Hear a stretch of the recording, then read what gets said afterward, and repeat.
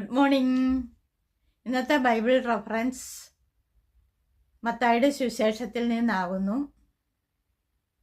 കഴിഞ്ഞ പ്രാവശ്യത്തെ വാക്യവും അതിൻ്റെ റെഫറൻസും നമുക്ക് നോക്കാം. എന്നാൽ യേശു തൻ്റെ ചുറ്റും വളരെ പുരുഷാരത്തെ കണ്ടാറെ അക്കരയ്ക്ക് പോകുവാൻ കൽപ്പിച്ചു. മത്തായിയുടെ സുവിശേഷം 8-ാം അധ്യായം 18-ാം വാക്യം ആകുന്നു. ഇന്നത്തെ വാക്യം നമുക്ക് നോക്കാം. അവൻ നമ്മുടെ ബലഹീനതകളെ എടുത്തു വ്യാധികളെ ചുമന്നു എന്ന് യെശയ്യാ പ്രവാചകൻ പറഞ്ഞത് നിവൃത്തിയാകുവാൻ തന്നെ. ഇതിൻ്റെ റെഫറൻസ് മെസ്സേജ് ചെയ്യണേ.